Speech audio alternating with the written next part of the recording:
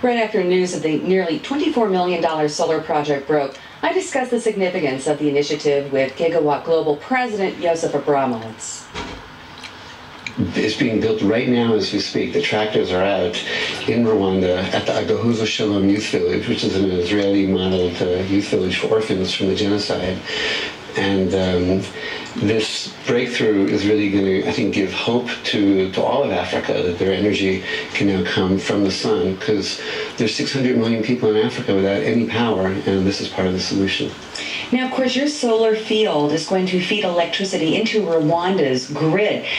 How much of Rwanda's electrical needs are going to be supplied by this, according to your assessments? This one field will supply 8.5 megawatts, which is about 8% of the generation capacity for all 11 million people.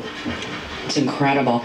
Now, of course, you just referred to the Agahozo Shalom Youth Group. You can tell me Youth Village if I said it wrong. And you've been even praised by President Shimon Peres for choosing to build the solar field at that location, which is, of course, a very special place. Tell us more about that.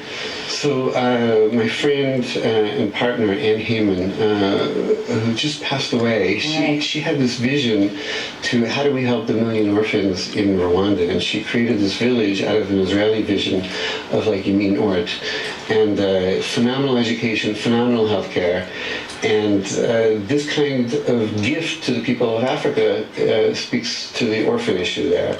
However, there's also an energy deficit there, and one time we were volunteering, Susan and I, with some of the kids, and she said, Yossi, behind that school, you see that land? Could you build one of those Israeli-style solar fields so that we have solar energy and maybe also some revenue for the next 25 years for the youth village? And you see the kids, and you see this really miracle of hope in Rwanda.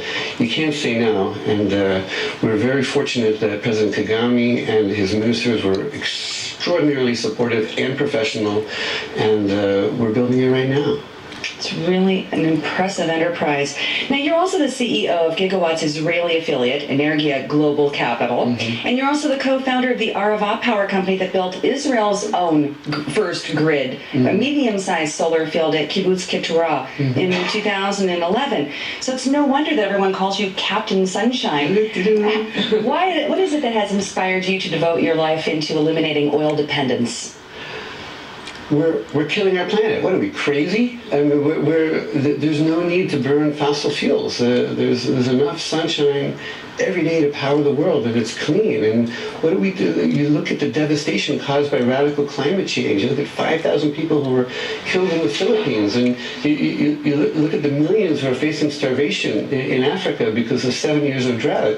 We're causing this through the emissions of greenhouse gas emissions, and so the way we can save the world is literally killing diesel for our electricity generation at the very least. We have one last question for you. It must be acknowledged before I let you go that you're also a father of adopted and biological children, one of whom is Hillel Silverman, who's very active in Women of the Wall. You're the husband to Rabbi Susan Silverman, who was just recognized as one of the world's sexiest rabbis, and you're the brother-in-law of the very feisty American comedian Sarah Silverman.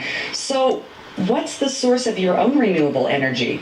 Oh boy! Well, we're a family that likes to laugh, and also I think we know how to get angry about injustice, and instead of just being angry and just being frustrated, is to do something about it. And you know, we're the most fortunate generation in the history of the world, given the technology and education, and we're fortunate enough to have. You know, at the Kotel with Women of the Wall, they're breaking a monopoly, essentially. Same thing. We're doing the same thing in renewable energy. So we kind of are a little feisty and stand up to authority and monopolies, I guess. Nice family tradition.